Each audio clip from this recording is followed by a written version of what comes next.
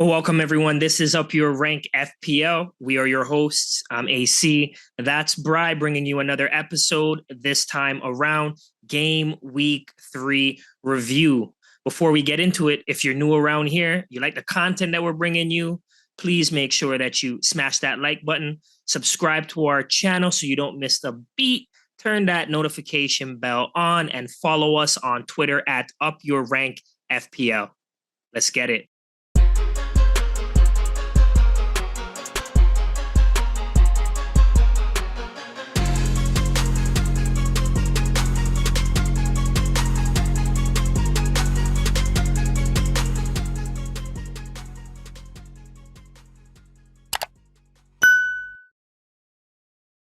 Bry, my guy, Wagwan, Game Week 3 has officially come to a disappointing end. This is one of those game weeks from hell. It looks like it's been a crazy up and down game week, not only for FPL, but for the club that I support as well. It's been a very tough week for the Blues, but crazy game week, man. I know yours hasn't been much better. How you feeling about the game week? Listen, the game week was absolutely atrocious from the players that I had on my squad. And then to throw salt in the wound, Manchester United finally got a W, and it had to come at Liverpool's expense. If that is not a death by squad fire, I don't know what you want to call it. That it was the worst feeling. I am thoroughly disappointed with respects to FPL and how Liverpool has started the campaign. It's looking rough. Yep. I'm with you. I'm definitely with you on that one.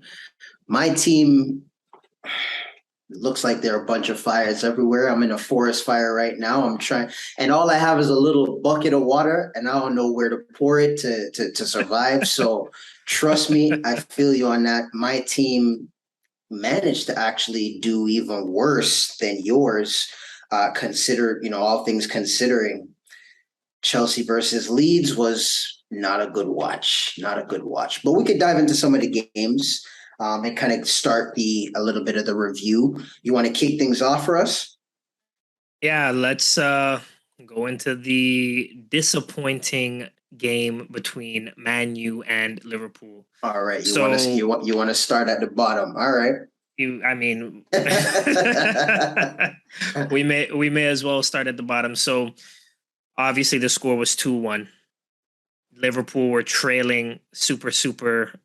I guess not super early, but in the first half, already down 1-0. And then I read an interesting stat that Manchester United have never lost at Old Trafford when leading at half. I didn't know that. I didn't know that was a thing. I thought it was quite an interesting stat. Okay. And it held true. they ended up winning the game. So I'm gonna just pull up a few of my notes right here that I made sure that I was taking as I was watching the game, because there were some things going on that obviously weren't sitting well with me, and I want to make sure that I get it off my chest. Okay, all right. So first of all, please tell me why Milner was starting the game. I need to know why Milner was in the game. So I believe, to answer your question, I believe Milner was starting because Thiago was injured and Klopp didn't want to rush Fabinho back. That's what I think. It's a big game. Rush Fabinho back. You ended up putting him in the game anyway. He should have started the game. James Milner doesn't have the pace, especially in that game, and it showed. It was thoroughly disappointing in the midfield. The middle of Liverpool right now is hella weak. That is our weakness combined. I mean, with the defense, shit, everything is weak right now. Everything is weakness with Liverpool right now. It don't really matter what it is. So James Milner was very, very disappointing in the first half. I did not like how many times he was giving the ball away or not able to really make any strong tackles. Kind of looked, I don't want to say the word lost, because I don't want to give a player with so much experience and criticize him to that degree. He just didn't look like he was able to manage with the tempo of the game. Fair. That's what I saw. So, I'm surprised he got the nod over Fabinho. Henderson was poor, and I think the reason why he actually came off, just from observation, I didn't watch any post game press conferences or anything like that. I didn't hear what any of the managers, I didn't hear what any of the players had to say. We're recording this about 3 hours after the game, 3, maybe 4 hours after the game occurred. But Henderson is the reason why United were even able to score that second goal, and then shortly after he gets taken off. And I thought that when Fabinho was coming into the game, it was actually going to be Milner who was going to be coming off. But it is what it is. We have to deal with it. I know the experience was there, and maybe Klopp wanted more experience in that middle of the pitch to be able to contain United, but it clearly didn't pay off. So as I'm going down my list of points that I was making, I wrote down old legs in the middle of the pitch. Not a thing. Old and young legs, because I also Elliot. Yeah, I also want to touch on Elliot as well, and not because he particularly played poorly, but when you're in a midfield that's struggling as a young midfielder, it ends up weighing heavily on him as well. And you could see it a lot of times. He not only was he caught out of possession, but he was supposed to be the one who was kind of driving things forward from an attack standpoint with James and alongside James Milner, and a lot just didn't come off for him. When you're in a weaker midfield as a young player, it can be a little bit tough on you, especially at Old Trafford. I said it before in our last video that that's not an easy ground to play on. Just because you've won 5-0, 4-0 in the last 2 fixtures, they don't lose. They're not going to lose 3 in a row. History showed that wasn't the case. And lo and behold, 3 in a row to the same team. Yeah. Lo and behold, that's exactly what happened. So I thought Elliot had a decent game personally. I do like the youngster. He showed me a little bit more than he did in the last match. Good. So getting back, I just want his confidence to get back to where I remember seeing it before his injury. Yeah. And I felt like I was seeing a little bit of that today. Yeah, but some glimpses. Nice. All right. Exactly. So let me continue to go down this. The stats surprised me because when I looked at the stats versus what I saw in the game, I was shocked. It did not look like Liverpool had 70% of the ball. Wow, that's a shocking stat to me. That is not what the game looked like. You know what? I guess because Man U played so much on the counter. I wouldn't expect it to be as high as 70, but I could see them having more possession for sure. But 70, it didn't look like that's how the game was skewed. That's what the stats said. On top of that, Liverpool had an extra 350 passes, but the ball wasn't moving forward. Yeah. All these lateral side-to-side passes, that's not going to help win us games. So although we have possession and the ball is moving like that, we weren't going forward enough. Yeah. Mo Salah in the first half, he looked a little invisible. He didn't really kind of get to half the Mo that we know until the second half. And even then, at 13 million, we can't do half the Mo. We need the full Mo. You're too expensive to be producing 1 goal. Right?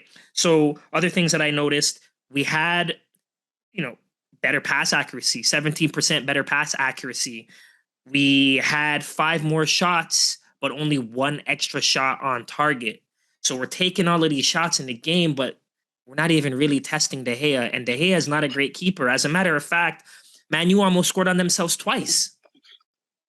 2 times they almost scored on themselves. Yeah. And it was just it's making me think that are we really missing Mane, or are we just in a spot right now where we have so many first squad players who are down or not available, the likes of a Nunes, the likes of a Jota, the players who can create chances because Bobby wasn't doing it for me. Yeah, There was even a play as well. Thiago and missing too. Thiago as well. There was even a play where I remember, I think it was Mo who passed it. Bobby was on the left-hand side, and it just didn't look like he was on his toes to receive the ball. It went out for a goal kick.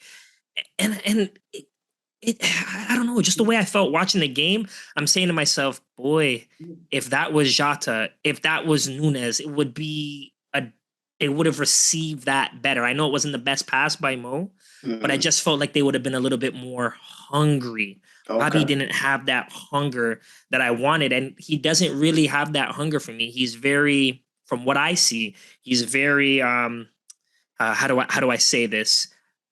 I am going to submit to the others who are on the pitch. That's the vibe. That's the vibe that he typically gives me. He doesn't give me that I'm hungry, I want this vibe, and that's okay. But not in this particular game. We needed someone to be hungry. We needed someone to, at times, be a little selfish and shoot and try to get it on target. And it just wasn't coming. 5 shots on target for the whole game. That's not gonna cut it. Man, you may have been performing poorly, but the changes that they made to the personnel clearly worked. Maguire is looking like he's the problem. I mean, ask the Man U fans. There's one more name to add to that as well. But I agree with you, Fred. I mean, the United fans have been begging for the McTominay and Fred pivot to be split up, and they finally split it up. And lo and behold, they looked a lot better in the middle of the park, as well. So I agree with you on Maguire. I mean, I think everybody could see that one coming. He needed to be dropped. And Fred is the other one who I think made a big difference, him being on the bench. It's funny because we talked about the lineup prior to the game and it looked a little strange, right? But sometimes as a manager, you do something different and it works, right? So bringing it a little bit more to an FPL perspective, we were also texting a little bit talking about possibly if we were to wild card, we'd be getting rid of the Liverpool assets. Trent, way too expensive at 7.5 mil. Diaz at 8 mil. Salah at 13 mil. Robertson at 6.9 mil. And he already dropped in price. Having all of those guys barely get returns, that's a little concerning. However, Mo did salvage something for those who put the armband on him. Thank God, because my game week was going to shambles. He somehow did what Mo does, got onto the score sheet, got the extra point for the goal. Obviously, no clean sheet, but I'm very, very happy with the fact that he was at least able to get a goal. He had, from what I'm seeing here, 3 shots, 1 shot on target, 4 attempted assists, but there's no one there to finish. And I'm just going to move away from Mo for a quick second. Let me just go to Trent. Trent needs to leave my team. Trent needs to leave my team because he's out here looking like, does he think he's a midfielder?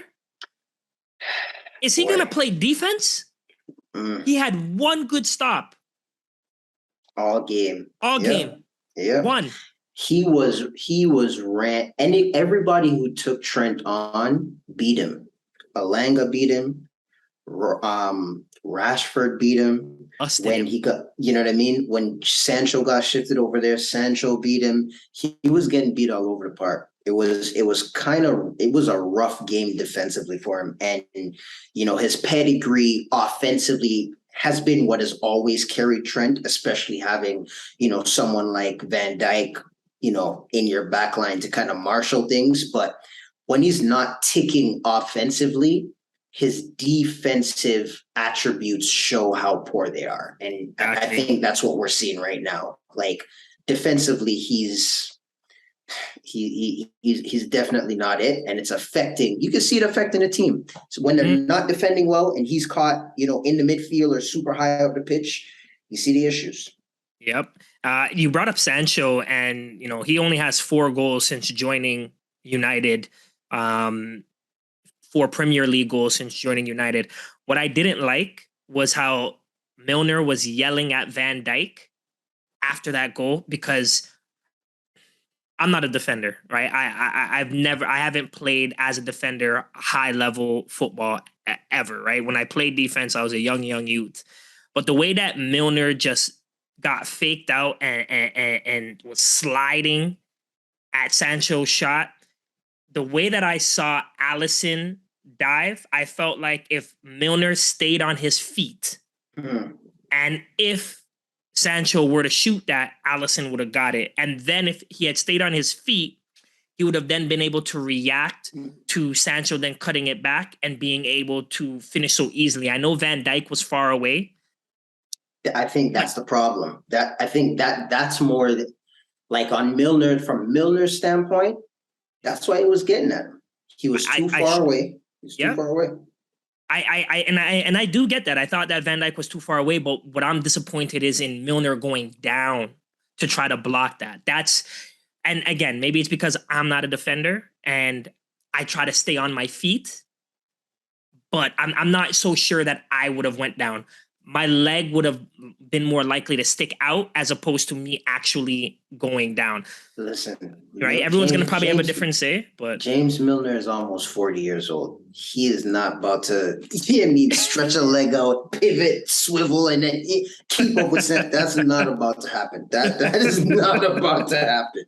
So I'm not in that instance. Was he caught out a little bit? Sure, but I think what he was getting at was, yo, if I'm going to dive to try and block the shot, you need to then recover and cover for me. Because in that play, Van Dijk did absolutely nothing but block his goalkeeper. Because Van Dijk was in front of Alisson, too close to. He was closer to Alisson than he was to Sancho. Yeah. So he's blocking Alisson's view. Milner dives. He doesn't then step up. If you watch it, he just waits for Sancho to react and tries to react to that. But I think Van Dijk made the mistake there. And Milner too, but I put more emphasis on VVD for that one. Me personally. I hear you. I kind of look at them both a little more equal. I just feel as though Milner should have stayed on his feet, and I can't blame Alisson because he went down. He was not going to get up in time to recover. There's nothing Alisson could do. It was a well taken shot by Sancho. He was composed. He finished it. That's going to do wonders for his confidence. And Rashford being able to also be composed and get onto the score sheet. These are the things that I feel are going to swing in Manchester United's favor for these young bloods to be able to say, you know what, we have the ability. Yes, we've been struggling right now, but look what we were just able to do against a giant like Liverpool. We got this, especially when we got our fans, we got the home crowd on our side. This is what we do. We're top tier footballers. Let's remind the world. So I think this is going to be a great confidence booster for Man U. I think this is going to be a very hard defeat for the Reds in Liverpool. I think that the next couple of matches are not going to be easy. They have a fixture against Bournemouth, which all of a sudden I don't think is going to be easy. And not to make matters worse, now you got another match against Newcastle. Yeah, and we're going to get into Newcastle as well. We're going to touch on that game as well. But since we're staying at the bottom of the games of the fixtures that happened this weekend, let's kind of shift things a little bit and talk about that team in London who wears a blue jersey, the Chelsea versus Leeds game. As you know, that game finished 3-0 to Leeds. Quite disappointing. And like you, there are a number of points that I'd love to touch on and highlight from that game. First of all, like you, looking at the midfield for Chelsea, when Conte is out injured, you see an immediate drastic drop off in how this team plays. Conte was injured. Kovacic was also injured. Now, if you're unfamiliar with watching how Chelsea play a lot, you'll know that Kovacic is the only player on our team in the middle who's able to pick up the ball and break down defensive lines with his dribbling ability. No one else can do that. Jorginho has no dribbling. He's all sideways passing and his occasional through ball. And Gallagher, this was really his first big test. And it's hard to say that he performed poorly. I just think the speed of the game was just too much for him to keep up with. Leeds' press was absolutely relentless all game, and it showed. I mean, everyone on that pitch, barring a couple of the attackers, maybe Sterling, struggled with the press. You know, Reece was one who dealt okay with it as well, but that was more so due to his speed. Cucurella did as well a couple of times, but a lot of other players on Chelsea's team really struggled with Leeds' pressing ability. And defensively, I mean, it looked a complete mess back there for a lot of different points in the game. Mendy's feet. Let's talk about Mendy's feet for a second. Let's talk about Mendy's feet for a second. You know, now in the modern game, you know, goalkeepers are required so much more to be good with their feet, to be able to play through high pressing teams. We saw what happens when you have a goalkeeper who isn't good with his feet when the ball gets played into him. And he literally gifted Aronson a goal. You know, credit to Aronson for continuing his press and staying on him and not letting up. But that was a massive error from Mendy. And once it happened, I mean, you saw the heads drop, you know, which I was actually quite shocked to see, just based on how Chelsea played last game week against Spurs. It was very shocking as a supporter to see, after Mendy put in the goal, to see everyone's head kind of drop in the fashion that it did. You'd expect, or what I was expecting, was an immediate reaction off of that. However, you know, when Aronson scores in the 33rd minute, 4 or 5 minutes later, another goal gets leaked by Rodrigo. And so with defensively, with how Chelsea's looking, I'm a little bit concerned. From an FPL standpoint, Reece James playing right center back is a massive issue on two fronts. So one, earlier in the game, before any goal was scored, Ruben Loftus-Cheek had a chance in the box where the ball was squared to him, and he had an easy opportunity to take a one-time shot. You could put your laces through it, you know, use the side of your foot, anything to put a shot on target. And due to his lack of clinical finishing, nothing came of it. Whereas that's a chance where we've seen Reece James, when he's on the end of that so many times, when you see that ball rolling over to Reece with nobody around him and he's in the box, you know the net's he's about to bust the net, right? So with Reece playing right center back, he's not in a lot of those positions where he's been such a dominant FPL asset when he's playing right center back. So there's a lack of offense, one, that's happening, and that affects the whole team. You know, with Chelsea really getting a lot of their creativity right now from their wing backs. And then when he's back there playing defense, I mean, he's just not being utilized. That's not his best strength. Yes, he has the physical attributes and the speed to be able to do it, but that's not where he should be. He should be playing right back or right wing back. And you saw that in the second half when we shifted to a back four, how much better he looked. Yeah. Koulibaly, red card, got two very silly yellows. I don't think neither challenge, he needed to make, really. Especially the first one. Especially unnecessary. You had cover behind you. Like, what are you doing? It was very weird. The first one I think was the one that shocked me more. Like, it was, like you said, there was tons of cover. And for the second one, I think my thinking is just like, hey, we're already 3-0 down second half. Like, bro, let's get on the bus and get out of here. There's no points coming from this. You know what I mean? Like, I just don't see the point with then going to make that challenge. You know, it's an automatic yellow card. He sees red and he's going to be missing the next game. Very unfortunate there, especially currently with the center backs that Chelsea has in the team. And then lastly, just touching on the offense, outside of Raheem Sterling, Mason Mount, Kai Havertz, offensively, it's not working. Thomas Tuchel needs to figure it out. Sterling looks like the only attacker in that side with any type of attacking prowess right now. Even still in that game, he didn't. He may have looked like he was in a couple good positions, but he didn't. He didn't really do anything in that particular game against Leeds, from what I saw.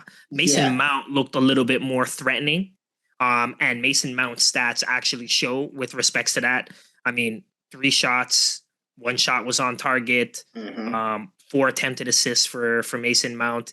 He looked like the player who was going to be able to do something, but even then, nothing offensively was working for Chelsea in that game. And at all. It didn't necessarily look like Leeds was playing significantly that much better defense, but they were holding Chelsea, because I'm sorry, Loftus-Cheek had the best opportunity. Absolutely. I don't know why he didn't hit that ball. I mean, he's a right-footed player. The ball gets rolled to his right foot. Why he feels I don't even understand why he wanted to cut inside on his left foot, which is his weaker side. The whole thing just reeks of someone who lacks of confidence. You know what I mean? That's the only thing that I could chalk that up to. Raz did have that one chance that he scored, but was called back for being offside. He was offside by probably a foot. That's the one move for him that kind of sticks out in my mind, where he took the goal pretty well. Outside of that, touching on the Leeds players, Rodrigo again getting on the scoreboard, getting an assist. He is someone who looks like he is in the form of his life right now. I did not expect this, especially when, Rafinha's transfer happened. I thought Leeds was set to go down. And based on how Rodrigo, Harrison, and Aronson are playing right now, this team looks exciting to me. It looks like all the work that they were doing last year from like a fitness standpoint and playing that like heavy metal type football is carried over, but this is a little bit more structured and controlled. And I actually love how tactically their team is set up at the moment. I think it suits a lot of the players that they have on the pitch right now. I think the back four suits them. They're going to leak a lot of goals just based on how they play, but offensively, I think the team looks good. What did you think about Rodrigo's performance? Getting another haul. Is he the top scoring player in FPL at the moment? I believe so. I believe so. He's sitting at 4 goals. He is looking fantastic. Absolutely fantastic. I did not expect them to even get onto the score sheet against Chelsea. And lo and behold, three were netted. I think I called it the other way. I think I said 3-0 Chelsea. Yeah. Not 3-0 Leeds. He's looking great. Rafiwa? Like, who is that again? It's crazy. And I love how Aronson is playing as well. He's looking like another decent option. Harrison has always, to me, seemed like he's been, just kind of an average player. From an FPL standpoint, I won't touch on his actual footballing ability, but from an FPL standpoint, he's looked like he was always going to be kind of average, middle of the pack. But it looks like how they're playing, he has a lot more that's kind of flowing through him. You see him on set pieces. Him and Aronson are the ones who are conjuring up what's going to happen. And they seem to almost like rotate. Okay, this one over here, you're going to take this. I'm going to take the next one. And so he's getting a lot of these opportunities to be swinging balls in the box. So I'm very curious to see how they continue to trend. The Leeds fixtures over the next, call it 5, 6, 7 game weeks, look great. They got Brighton next, which Brighton is looking awesome. That's going to be a tough defensive game. Yeah, by the way, Brighton is looking very good defensively. But then after that, it's Everton, who's they're leaking goals. Brentford, Nottingham Forest, Manchester United, Villa, then Crystal Palace. Up until game week 10, it's very easy to see Rodrigo kind of just ticking over, but hopefully he can continue keeping up the form that he's currently in. Yeah, I think that him rising in price, I'm not going to be able to figure out a way to bring him up. He's probably going to be at 6.4 before the start of game week 4, and that's a little unfortunate. He's taken 13 shots in the last 3 games. He Jeez. has 6 shots on target, and 4 of them have gone in. So Wow. he's looking like the man on that team. But Harrison, you know, he's not taking as many shots, but he's returning in every single game that he has played so far. I mean, the Southampton game, I don't think he returned, but I think he got a bonus point. Fair. I could be wrong, but he's had 6 points in the first game, 4 points in the second game, 14 points against Chelsea. Right, he's doing well at home. He's not shooting, but his attempted assists, Yeah, he's he's looking already at he's balls, man. already at 12 in the last few games at 6.0, 2% ownership. He could be a differential for those who have already been priced out of Rodrigo because he's gone up so high. Unless you're willing to really downgrade an 8.0 midfielder, then it really doesn't matter how much Rodrigo goes up because you'll be Yeah, able to afford him regardless. yeah. But Aronson as well. Aronson sitting at 5.5. He's less than 1.5% ownership. He's only had that return. I'm still not 100% convinced it was a slip up by Mendy that caused it. And if Mendy didn't slip up, I'm not so sure Aronson would have really gotten anything out of that game. So he's just a little, for me, just someone else to watch. I think the attacking players to target on that team are obviously Rodrigo, and then Harrison is a close second. Yeah, I agree with that. I agree with that. Okay. Let's keep this train rolling here and run through a couple more of these games that Yeah. kind of stood out for the game week. City Newcastle. Wow. City, City Newcastle, Newcastle. a lot of goals in that game. 3-3. That is not what I expected. Goal of the week, by the way. Goal of the week, I think we can all agree. Trippier's free kick was I absolutely stunning. And what a don't way know. to take. No, you know what? I don't know if I'm gonna agree with that. I don't know if I'm gonna You don't agree think with it that. was stunning? I think it was a stunning goal. I don't know if that's my goal of the week. I That's have that's another guess. that's perfectly fine for me. I love a free kick goal. Fair. There's That's fair. nothing like it gets a higher. It just moves up on that list of beauty for me. Set piece like that. Oh, I was Stunning like, goal though. it, Stunning it, goal. I it, think. it was nice. It was nice. I'm getting chills. Just I had to watch the replay a couple of times because Yeah, it yeah, was it was definitely nice. I nasty. don't have It's Trippier in nasty. my team, so I know people were buzzing when they saw Trippier get on the score sheet. And if they had started him, especially against a team like Man City, you're not expecting a clean sheet. But that Yeah. attacking return, very, very beautiful. So 6 goals, obviously 3-3 each, unexpected. That was a tough match for Pep and the boys at St. James's Park. It was an unexpected points drop. Newcastle is really looking like a team right now. Hmm. I know it's only 3 games in, 35 more games to go. It's going to be a long season, but right now, Newcastle is looking quite threatening. And I, as a Liverpool fan, am very, very nervous to go up against them in game week 5. Hmm. Bringing it Okay. back to the City game. Once Gundogan scored in the first 5 minutes, at that point, I honestly thought, I said, okay, it's gonna be one of those games. Yeah, that's what That's what I thought. that's what I thought. I thought honestly, I thought a 4 or 5 nothing was on. Honestly. Okay, for me, I was saying, it's probably gonna be 2, maybe 3. I felt like Newcastle were gonna tighten up, but they did not park the bus. Yeah. Park what bus? I don't even I was understand it. so I was lost. I was wrong as F. I couldn't have been more wrong. The I way was, that yeah. ASM was moving with the ball, he is such a joy to watch dribbling wise. And normally, he doesn't really do anything with it because he hasn't really had talent to play with.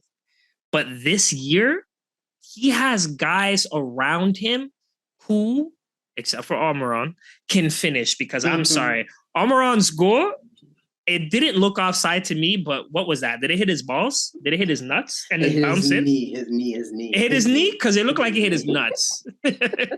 Because earlier he skied it. He was right in the box and he skied it. Yeah, that was another attempted assist from Alan Saint-Maximin. So for me, like Almiron is not somebody. I get what he did in preseason, but I'm so happy that I didn't fall for that trap. And I think most managers didn't fall for that trap because we're seeing what he actually does against Premier League teams. He is not quality. No disrespect to the man, but the chances that are being created for you, some of them, it's being served up on a platter for you. And you're showing us what you're capable of, and that's not finishing. Because that goal that you did finish was a little fortunate. It's FPL points, so you're going to take them how you get them. But he's not on that watch list for me as a Newcastle player. As a Newcastle attacker, remember we were talking, you made mention of it, Wilson is doing what Wilson does. Wilson, bro. He starts off the seasons hot, and it continues. He was composed. I think he had dribbled it around Diaz, and then just tapped it in off his right foot. Just such a cool, calm, collected finish.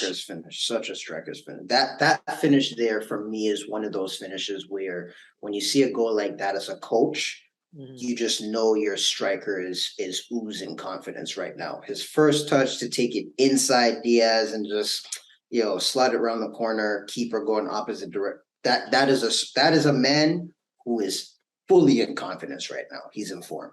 Do you think, because Diaz was benched, do you think that if Nathan Ake was able to continue that game, that we would have seen a different result? Out of curiosity, I know that Diaz is a world-class defender, but Nathan Ake has looked, for me, very, very solid. I'm putting some respect on his name this particular year. Him going down, do you think that had anything to do with City all of a sudden leaking 3 goals? Nah, not at all. I don't put any stock into that for a team like City. Not when, the players that they're able to bring in off the bench are all world-class, national team starting players. It's not like they, had to bring a scrub off. They brought Diaz. You know what I mean? Like this is a guy who's starting for his respective country. How much did they buy him for? 50 million or something? Like this is not a nobody player. So no, I don't put any stock into that. Newcastle were significantly more attacking than I thought. 12 shots, 6 shots on target. They were testing Ederson. 6 shots on target. But the possession really wasn't there. It was kind of similar to the Liverpool Man U game, where when I look at the numbers, I think it was like 68%, 32% in favor of City. That's not what it looked like to me. I don't know.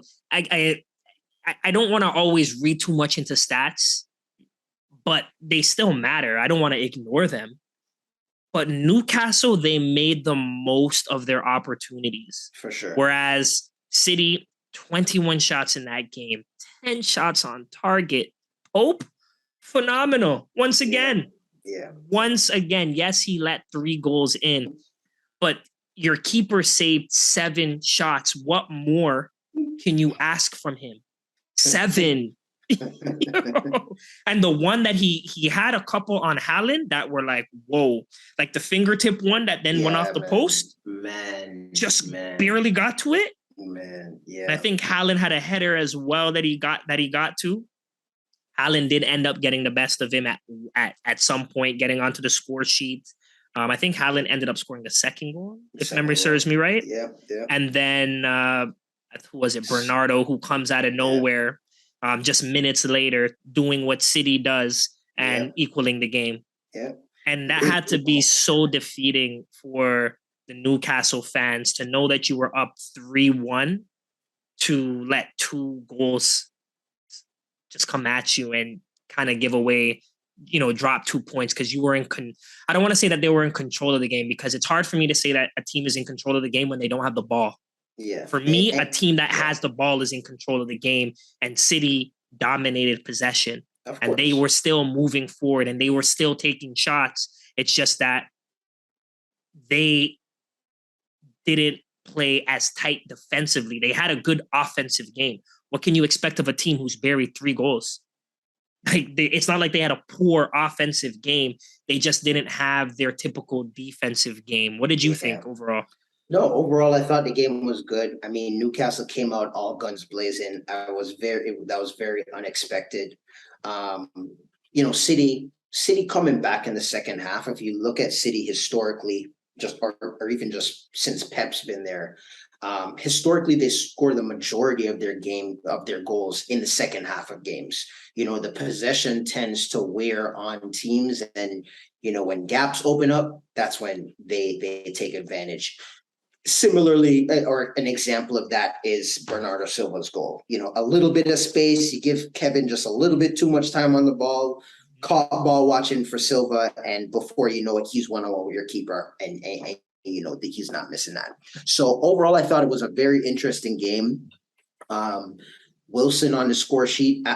Alan St. Maximin, 3 assists, 3 FPL assists. He looked very crazy, and he made a lot more. He actually created more chances than the team ended up scoring. Because I mean, that Almiron chance could have been one. There are a couple of times where he was wide open at the top of the box and didn't receive the ball.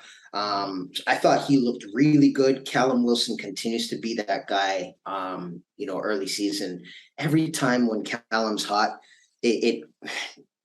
I always want to bring him in, and I always want him on my team, but I'm just so fearful of his weak hamstrings. He's a guy that can go down at any time. So it's just one of those. The other, selfishly for me, Mahrez didn't see the pitch. Again, Foden is continuing to get game time, even though he continues to not square easy passes to Haaland. Again, it's like Foden hasn't really realized that he's playing with a striker. I don't know what's quite going on with him. They definitely need to work that out. And you see Pep actually frustrated by it every time that Foden has done it. And a guy like Pep, I actually expect him to continue to drill that point home, because City should have won this game, just based on the chances that they created. Exactly.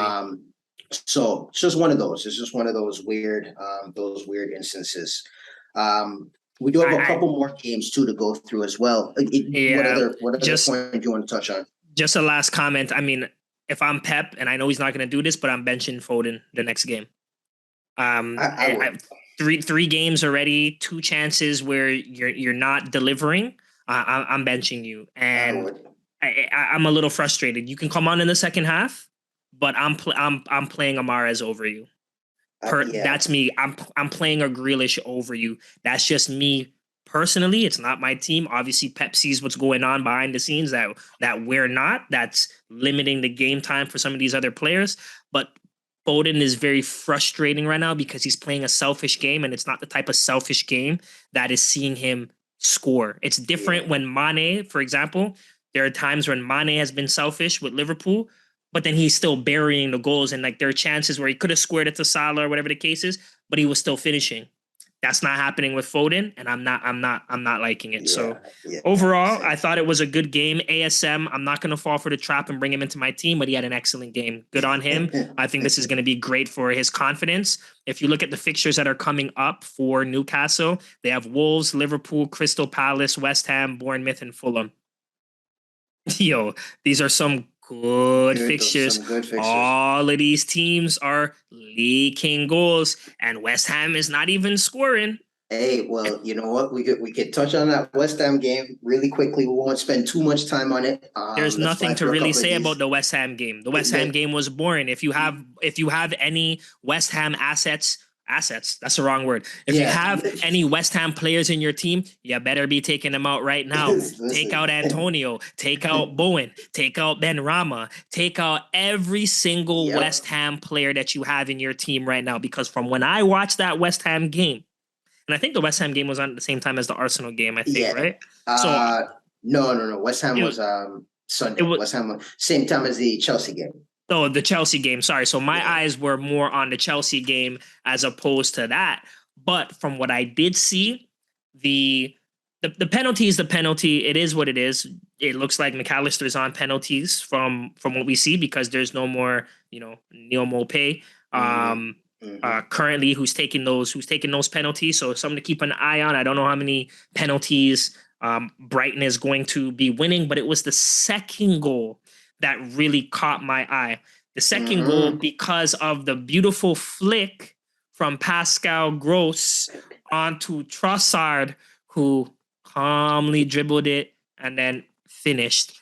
Excellent, excellent, excellent. 2-0 Brighton. Sanchez is getting the save points that we weren't seeing in previous seasons. I think he got one save point. Last year. Yep. Exactly. Sanchez last year. Sorry. Yeah. Yep. I'm so upset at myself for not bringing him into my team. I have absolutely 0 points on here other than remove West Ham players from your team. And if I'm looking at Brighton defenders, either Sanchez or Dunk. If you're looking at players to bring into your squad, their next couple of fixtures: Leeds, Fulham, Leicester, Bournemouth, Crystal. Yep. Now, I love that. I love that. Even though I'm only looking at the defenders, they're looking tight in the back. They're playing a little bit more compact. Obviously, Sanchez has to bail him out from time to time because he is making some saves.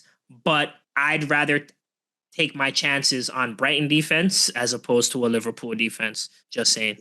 Hey man, listen, I agree. I definitely agree with that. West Ham players, there are no players on that team who, from an FPL perspective, interest me in any capacity. Similarly to you, Brighton, right now, I have Sanchez at the very tip top of my watch list. The Ward Iverson combination has not worked out at all.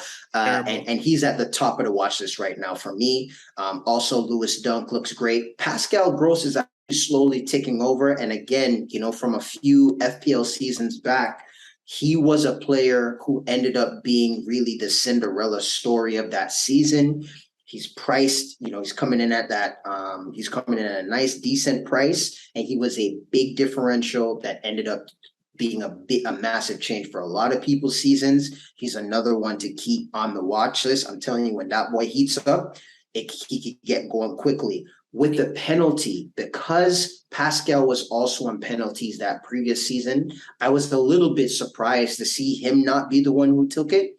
But something to keep an eye on. If they're rotating or if he gets on those at all, I'm telling you, he's going to be an interesting one to watch for sure. I didn't know that McAllister was on penalties at all. I actually didn't know who was going to take the penalty. I thought that Welbeck was going to take the penalty, just because he was the one who won the penalty. Yeah. But yeah, that was a surprise to me. I don't watch a lot of Brighton games, so I had no idea what was going to happen there. But with respects to the particular players that I'm keeping an eye on, not necessarily from an FPL perspective, but just from Liverpool, if you gotta do something about that midfield. But that young kid, Moise Caicedo, Caicedo, he was doing goodness. He was a beast that game. He's not necessarily someone who is on my FPL radar, but just as a quality midfielder, a real central midfielder. And he's only 20. Amen. Jesus. Definitely one to watch. Okay. What did you think of the Arsenal game? Man, Arsenal is, to me, right now, as things currently stand, to me, Arsenal looks like the team that is most prepared and ready for this FPL season. Yeah. Arsenal, to me, looks like a team that is firing on all cylinders. Defensively, they look like they have things figured out. Zinchenko, I didn't think that it was going to be possible for Arsenal to actually improve on their left back spot. Whenever Tierney plays, he looks like he's such good quality. Zinchenko has completely changed that. I mean, you hear it all. We've heard it, throughout the years from the City while he was at City, how technically he was the best player at City. They say that he's the player with the most technical ability. He comes over to Arsenal and he just looks like he has that position completely unlocked. I'm hoping that it continues. He looked great in the back. Gabriel Saliba. Now, for me personally, if I'm talking about the goal of the week, when I see a 6-foot+ defender in the box, have a ball come played across his body, he kicks it with his weaker foot into the opposite top corner. That for me is the goal of the week. That's a goal that he will never score again for the rest of his career. I don't know. I don't care what you say. Whereas with Trippier, we've seen him do it multiple times. He's going to continue to do it. Saliba is never going to score a goal like that ever again. So for me, that was the goal of the week for me personally. Yeah. So love that one. Is for me, I guess it's just because of the opponent. Fair. Why I gave it a little bit of but maybe I'm giving City a little too much credit because of Trippier's capability. There are certain players, it doesn't really matter who they're going up against. They don't really look at the opponent as a threat. They know their quality, and Trippier knows his quality. So I hear your argument. Saliba's goal was fire. Yeah, man. Fire goal. Martin Odegaard got on the scoreboard twice. I remember when he was 15, 16 and his move to Real Madrid was happening and all the hype that they had around this player. And to see him how he's playing now, he's captain in the team. It's not often that we see 15-year-old players who are so hyped as he was actually make it to the big stage and actually fall into what we expected them to be. And he's doing that right now. He looks like he has that center attack and midfield position completely unlocked. He has the boys ticking. He looks great there. One key person that I want to just throw out there, who I've never given any props to ever, is Granit Xhaka. Granit Xhaka looks like he has a completely new lease of life now that the armband has been stripped from him and he has none of those responsibilities. It looks like he's playing a lot freer in the system. He's also getting forward a lot more. I'm surprised sometimes I'm looking, I'm like, who is that in the box? And it's Xhaka in the box, sending balls across. So just wanted to keep an eye on. I'm not saying that he's a good FPL asset. Yes, he got the assists, but it's just interesting the position that he's playing, that he's taken up. And of course, the man of the moment, Gabriel Jesus is looking incredible. He continues to tick over. To me, he just looked good. He got the assist. He's continuing to be sharp. He got a goal taken away, I believe. I think it was offside or something. Got called back for his goal. But he looks good. Same with Gabriel Martinelli. Right now, the problem I think for Arsenal from an FPL standpoint is actually, funny enough, Saka. Bukayo Saka, even though he looks great, he's not doing anything too different on the pitch from how he was last season. But the returns and the offensive threat, I just don't see it as much so far. He'll play himself into form or whatever he needs to do, but just something to keep a note of, man. I was surprised how ineffective offensively he's been so far. I am not, and here's why. Let's look at I'm not anymore, and it's because of looking at the way that Arsenal is lining up. You have Ben White, no disrespect to Ben White, but you have Ben White as your right back. The ball is being played on the left side of the pitch. The attack is coming up through Zinchenko, and that's why Xhaka is so involved with Zinchenko, Xhaka, Martinelli. Everything's on that left side of the pitch. You're right. You look on the right side of the pitch, you have White, you have Partey, you have Saka. They're not seeing the ball as much. The development is it's not happening there. So as a result, from an FPL perspective, Saka's going to suffer. Saka's going to get more minutes than Martinelli, but if something doesn't change in terms of being able to develop an attack from the right back, it's not going to play in Saka's favor. And if there's nothing broken in Arsenal, or at Arsenal don't fix it. Yeah, no, so for sure. Right now, if Saka is not going to get on, is management, is Arteta worried that Saka is not quote unquote producing goals and assists? Absolutely effing not, because they're winning games. So that's 3 games unchanged. Like it's the starting. This looks like it's going to be their starting 11, and I would not be. I'd be surprised if this were to change in their next fixture. Why? It's not broken. Keep playing. Keep doing what you're doing, and play the ball coming up from the left side through Zinchenko, through Xhaka, through Martinelli. Saka, not gonna lie, he's already left my team. Fair. We'll get to the teams in a bit. Let's just fly through a couple of more of these games. I got Fulham and Brentford. Okay, I love that. I love that. The battle of the strikers. Yes. Battle of the strikers. I loved it. That was a good game. It was an excellent game. It was such a joy to watch. Fulham getting on the score sheet early. Bobby De Cordova reads. I can't believe I'm saying his name. I can't believe. Yes, the Jamaican getting on the scoreboard, bro. He did what he had to do with respects to taking advantage of the ball bobbling and poor defense by Brentford. It sucks for me. I brought in me, and they give up the goals, and he has 0 points. It is what it is. But from a defensive standpoint, Brentford weren't as strong as they were in comparison to the previous game against Man United. And what I'm seeing from Fulham is not what I saw from Fulham 2 years ago. They are an aerial threat. The way that Mitrovic is getting his head to like every goddamn ball. Hey, listen, you owe Mitro some respect. I told you from we're doing our preseason analysis and our initial drafts. I told you, listen, man, watch some of these championship games. Mitro looks crazy. Mitro is listen, they just love putting Mitro at the back post. Just hold the ball up for Mitro. Just make sure the goalkeeper is nowhere near and let him go fight for that. That boy is winning all his headers.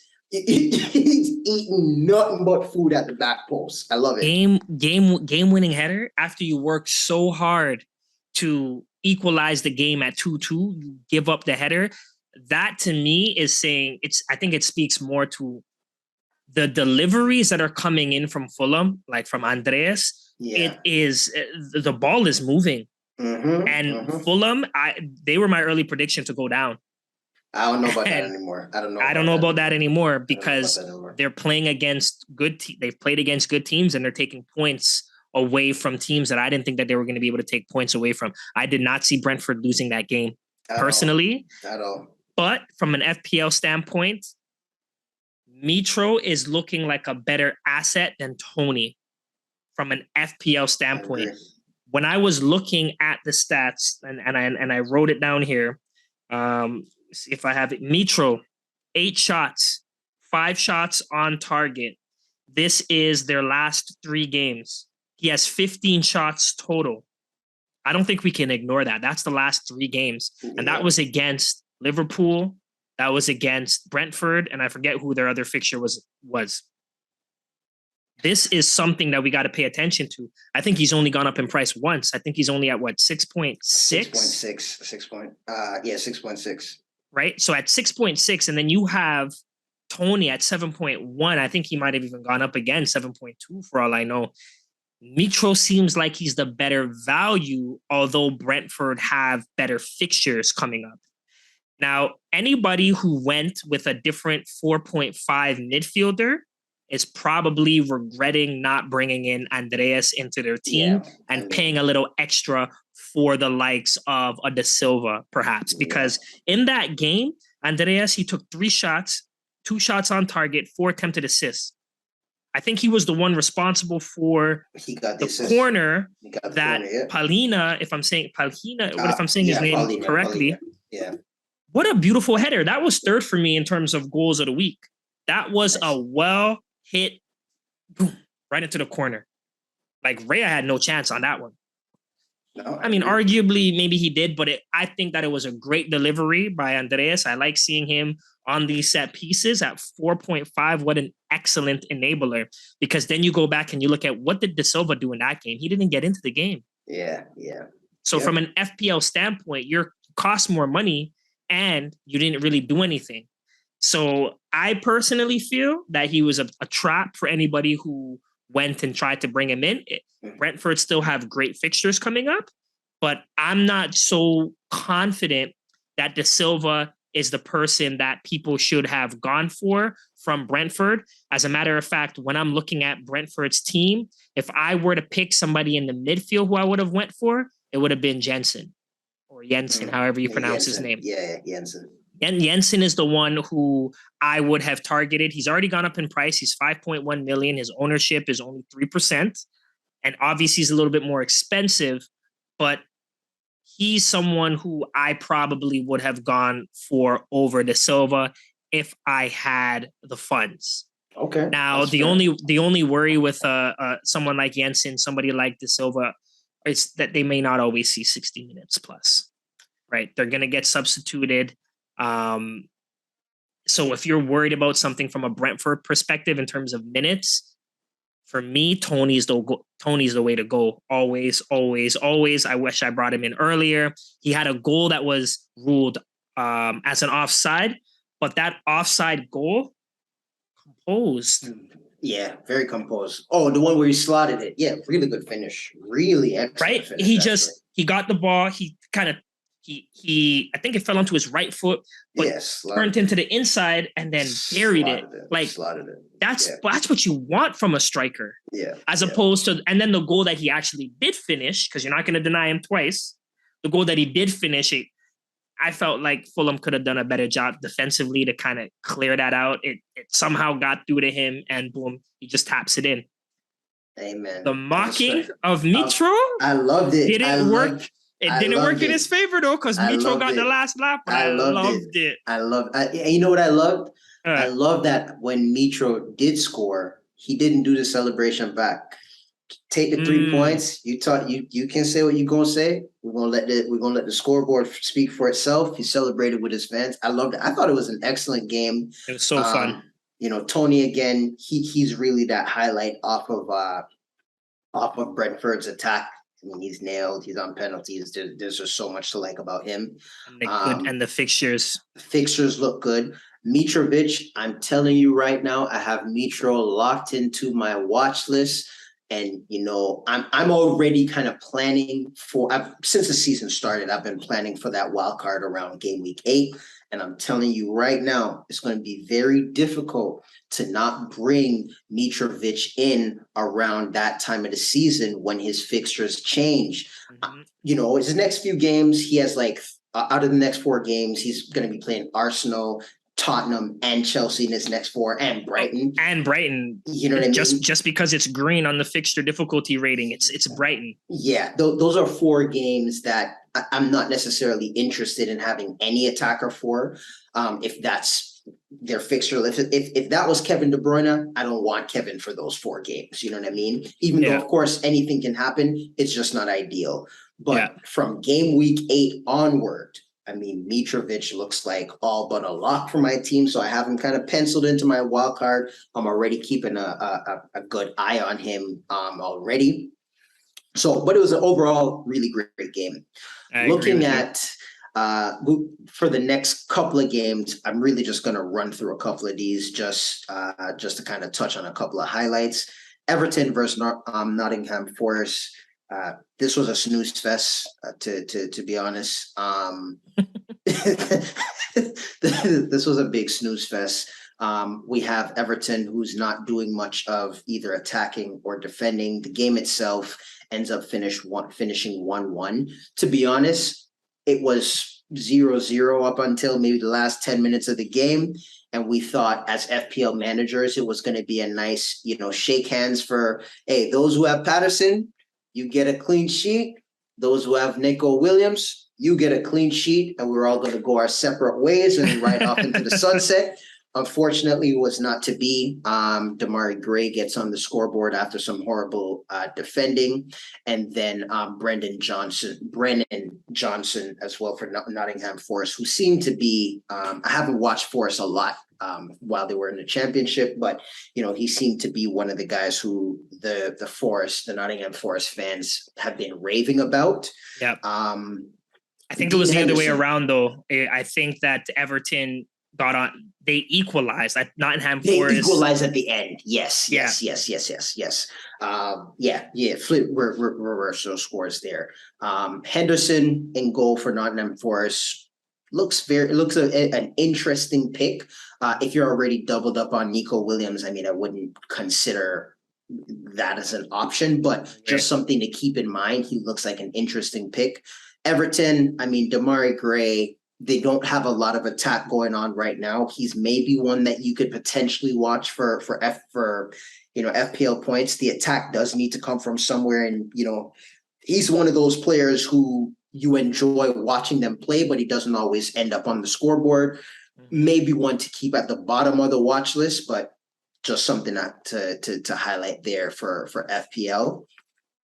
The Crystal Palace and Villa game.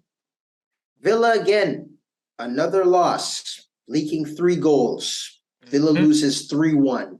The troll of this week's game, the game week this week has to be Leon Bailey. He gets benched last week, and then so many people drop him. Or if you're like myself, you have him on the bench. He ends up starting and getting his assist 5 minutes into the game. So that was a very very unexpected. But then from that point onward, I mean, it was pretty much all Crystal Palace. Hold on. Let's not forget from a scoreboard standpoint. Because Bailey hit the post. He hit the crossbar. Some wicked shots from him on his favorite, cutting in from the right hand side of the pitch. Taking a left-footed shot. But I mean, from a scoreboard standpoint, it was pretty much all Crystal Palace from that point onward. 3 unanswered goals. Villa defensively look a little bit crazy, considering the fact that a lot of people were considering Matthew Cash or Martinez or Luka Ding beginning of the season. I was one of them. I had Cash in one of my own drafts. I'm glad I took him out because these 3 games have been completely shambolic. Wilfried Zaha from Crystal Palace looking like a very interesting pick from an FPL standpoint. I know Zaha is another big troll, but he's getting the points, right? He bagged another 2. He's on penalties. He missed another one recently, so it's just one of those. He missed the penalty. He gave Martinez 10 points as a result. Is that what it was? I think Martinez ended up getting 10 points. Yeah, he scored 10 points. Like, bro, finish your penalty, bro. Finish the penalty. You're so lucky that you got the rebound. That's just me. I'm a chill. That's how it goes. That's how it goes. But watch him as an FPL standpoint. I think he's been ticking over. Olise is back for Palace. He got a little bit of game time. Eberechi Eze, man, this boy can play. I'm telling you, I know he's not on the score sheet, but he's one of those players where just from a purely footballing perspective, this boy can play. He glides across the pitch. He looks very effortless as he's turning inside out. He looks like a baller. I hope that translates into some points because he seems like he could. I think he needs another year in the Prem to really figure everything out from getting on the scoreboard more consistently, but he's looking like a player right now. He's still pretty young. How old is he? Just check his age right now. He can't be more than 21 or something, man. He's young. He is it's taking a while to load. But he is, I'm sure he's young. I don't know why this is not taking a while to pull up on my end. But He's for a young 24. Oh, he's a little older than I He's thought. getting up there. Yeah. I thought Yeah. he was Born younger. 1998. I thought he was a little younger as well. I thought he was younger. Can we put a little bit of respect on Tyreek Mitchell for a second? Now, I know he didn't do that much in the game, but what a cross for Mateta to finish and that was a wicked team goal, man. Yo, the build-up was nice, eh? Wicked team goal, bro. Yes, it was. I loved it. I watched that game personally, so I jumped and I was like, "Woo!" That was nice. That was celebrating a nice that goal too. That's funny. I was celebrating that in my house too. Crystal is looking pretty solid, and if you look at their upcoming fixtures, it's going to be a tough one against City. As if City is it though? Is it going to be a tough one? I mean, it's an away game. Yeah, I think it's. I think it's going to be a tough one at the Etihad for them personally. But then they have Brighton, Newcastle United. Brentford, Newcastle United, then Brighton, Chelsea. I don't know. It's a little mixed. It's the Brighton Chelsea one, but if you wanted to gamble come game week 5, maybe I don't know. Newcastle. I gotta put more respect. It's tough. Zaha 7.0. Yeah. You know, if you wanted to downgrade an 8.0 midfielder, because the 8.0 midfielders are really not taking over. Luis Diaz, Mount, Bowen, or he's 8.5, but he's pretty sure he dropped. Who else are we missing? Mahrez, Foden. Saka, Madison. We didn't talk about the Leicester game. Oh, we got to touch on the Leicester game. Let's talk about the Leicester game. Let's jump. That's going to wrap it up for the Crystal Palace game. Yeah, let's jump to the Leicester game, and then we'll close it out with Tottenham as well. What were your thoughts on the Leicester game? Talk to me about that one. Where did Shea Adams come from? Because no one was talking no Shea Adams, and this boy just came out of nowhere, came off the bench said, as a substitute, let me just put 2 goals in here. I couldn't have put money on that. There was no way that I was predicting that was going to happen. I did not think that Southampton was going to win that game, let alone that Shea Adams was going to be the one to score both goals. And I got so excited when I checked the app. It was about 65 minutes into the game, and I said, "Whoa, Ward has a clean sheet right now."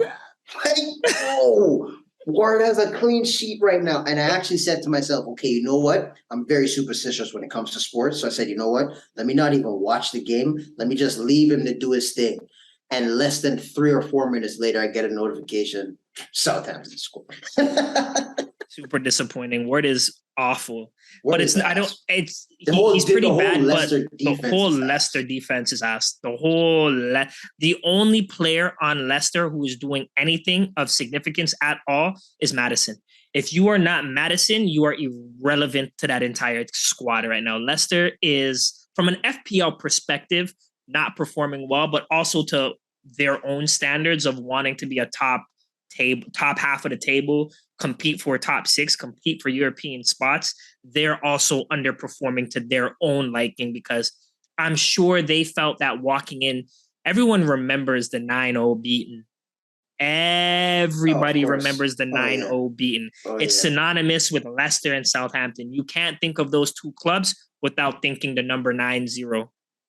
9-0. That was a really good game. I remember absolutely insane game. So I want to give credit where credit is due.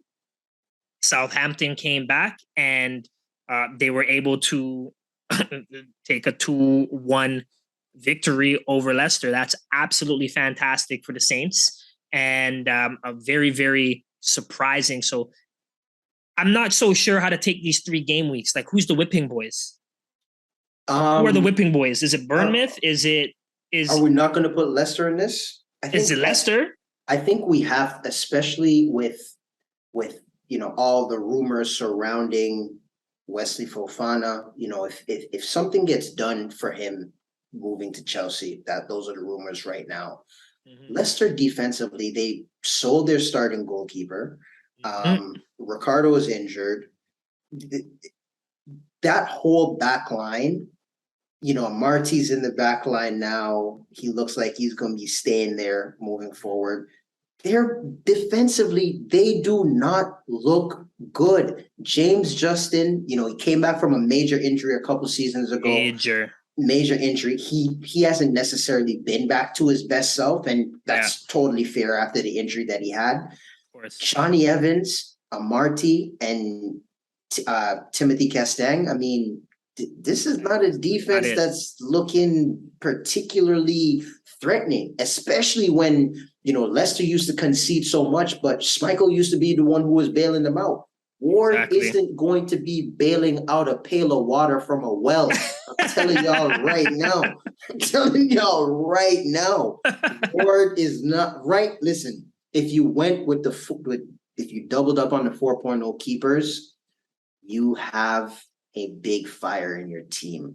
I am one of them, and his name is Daniel Ward.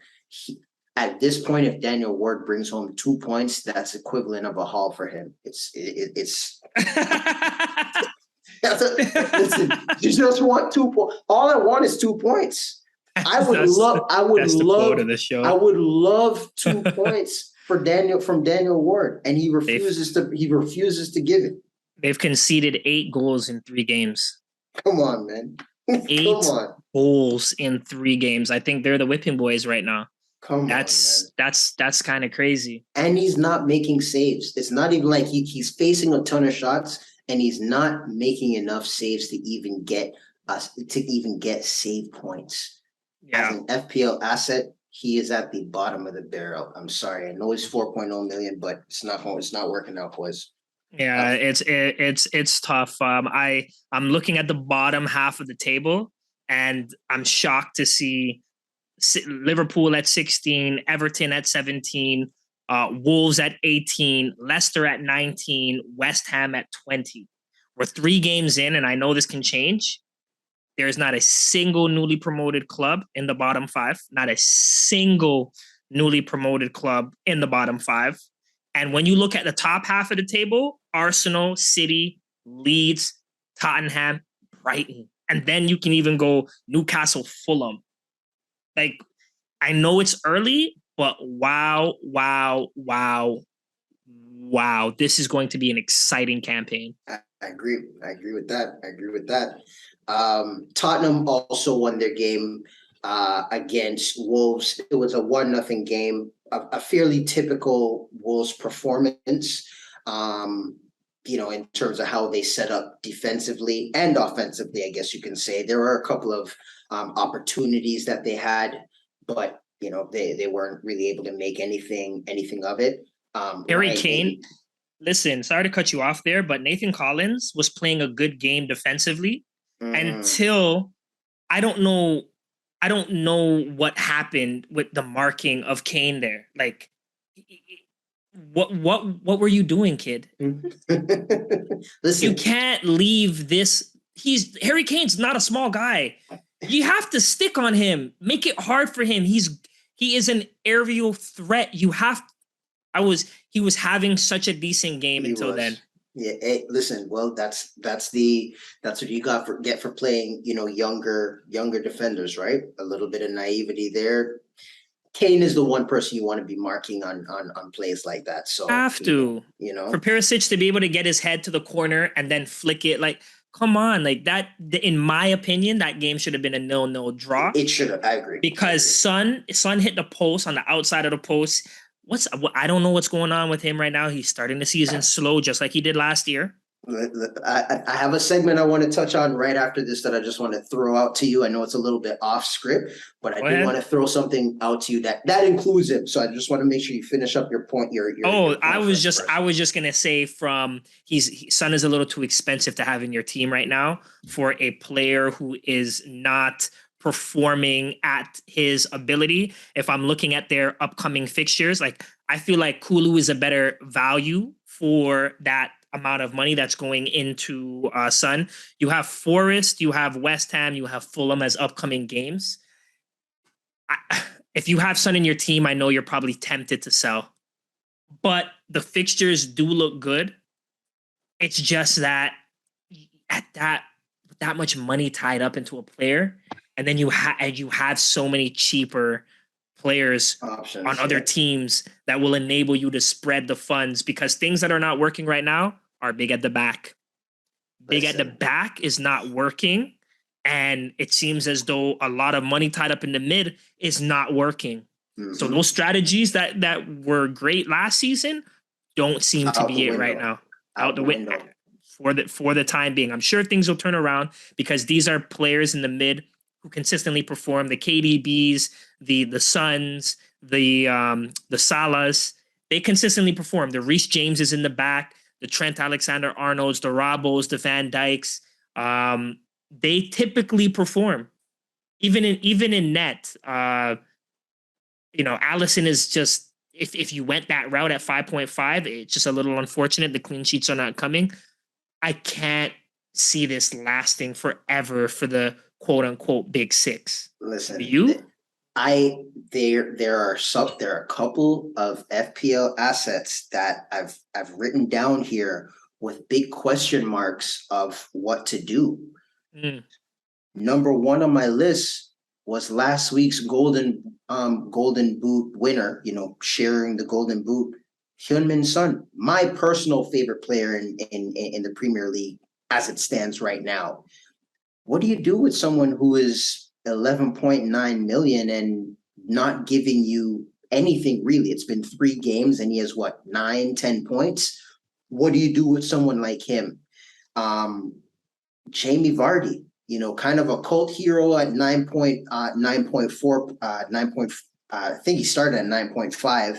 Yeah. He's been playing all the games. What do you do with Vardy? Trent Alexander-Arnold, 7.5 million, the most expensive defender in the game. Robertson, like you've mentioned. All the 8.0 midfielders, starting from Bowen, who's at 8.5, Saka, Luis Diaz, Foden. What do you Mason Mount as well, Mahrez, Kulusevski? He's only had 1 game with the return.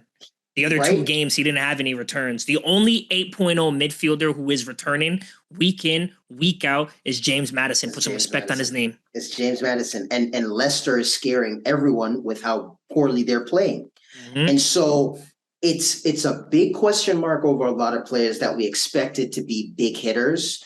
And I think it's going to be forcing a lot of managers to kind of restructure. Now that we've had a couple of game weeks, I think between this one and the next maybe 1 or 2 game weeks, we're going to see a lot of restructuring of teams. Like you mentioned, AC, big at the back just isn't working.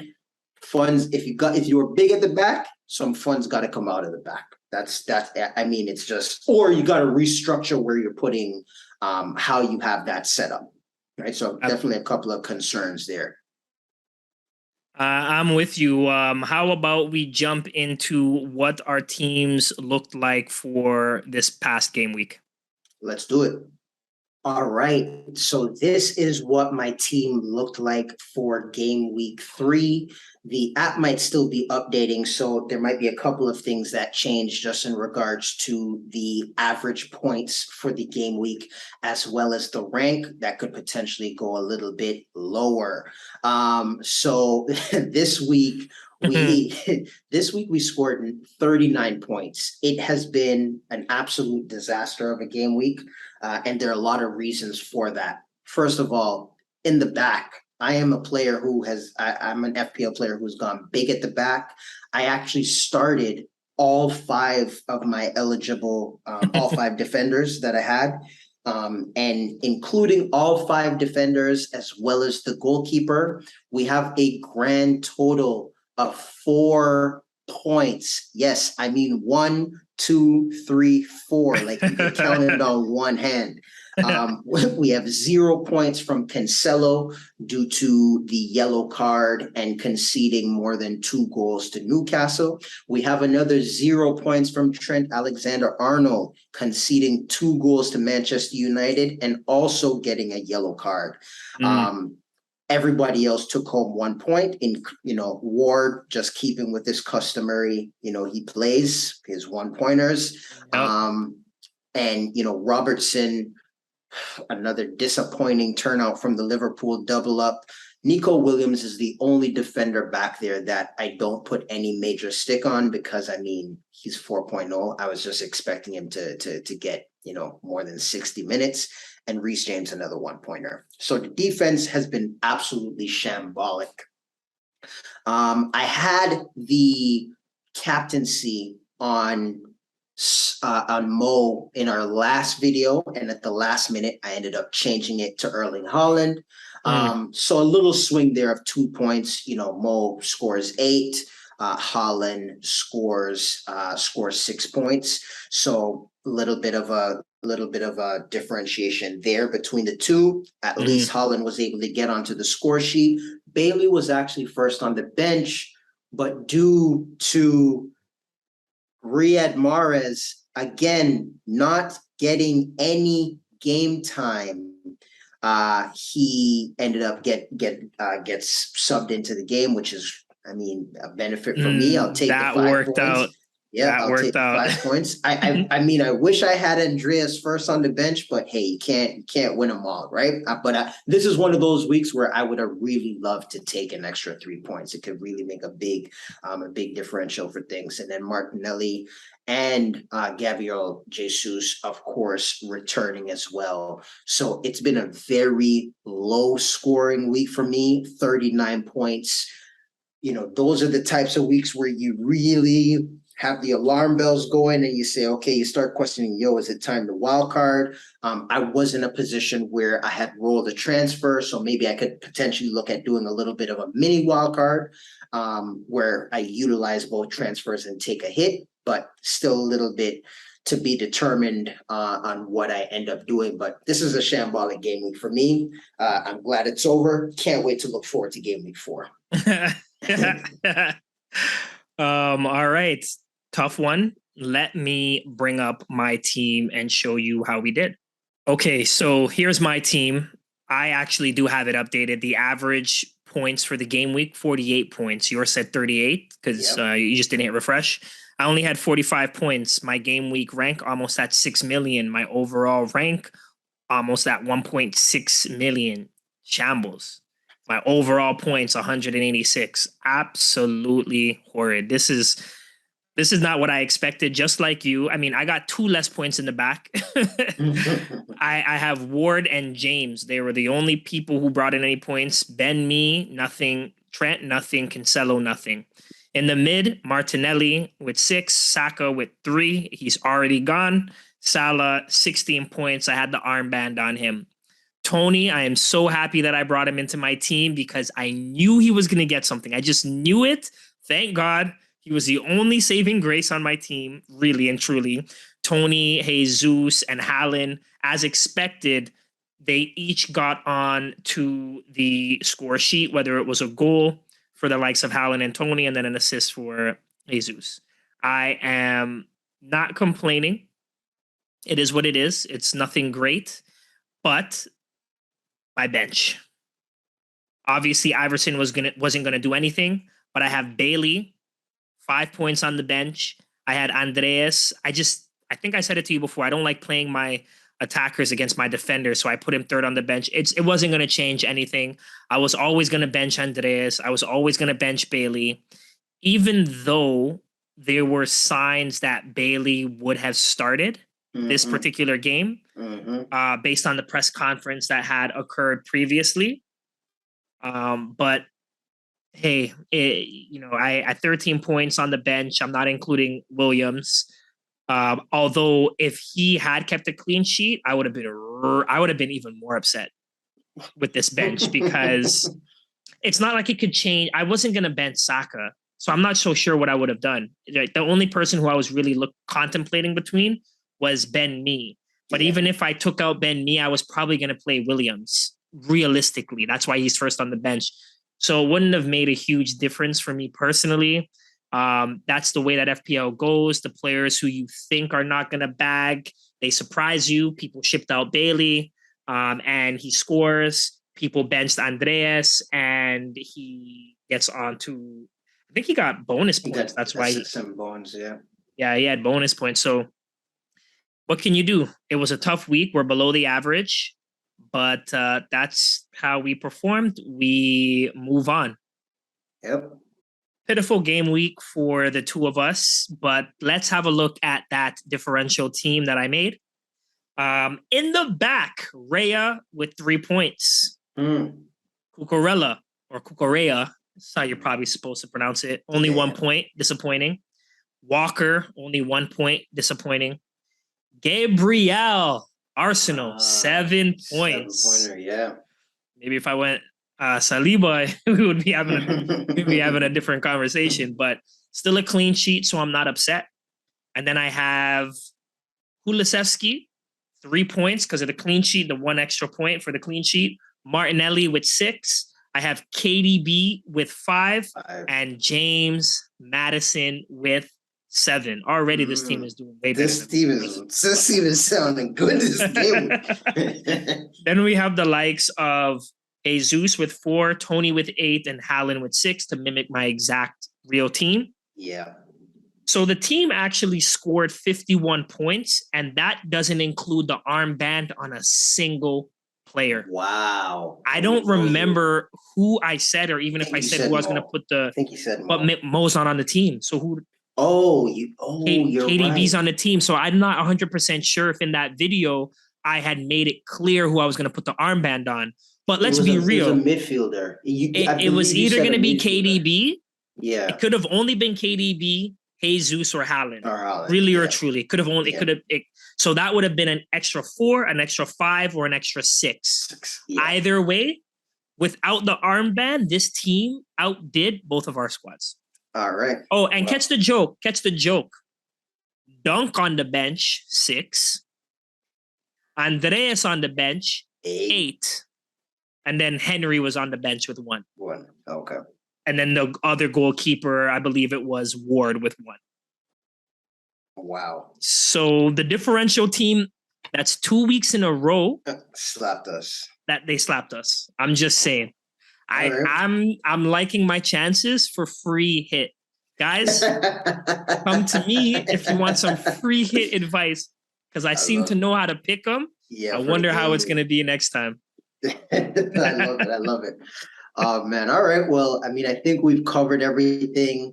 This has been a crazy game week. Again, want to thank you guys for watching the video and tuning in. Please be sure to like the video, subscribe to the channel, turn your notification bells on so you can get those updates for when we drop a new video, and also share the videos as well. It's doing a lot to help the channel. Additionally, follow us at Up Your Rank FPL on Twitter. Peace out. I will catch you next game week. Take care.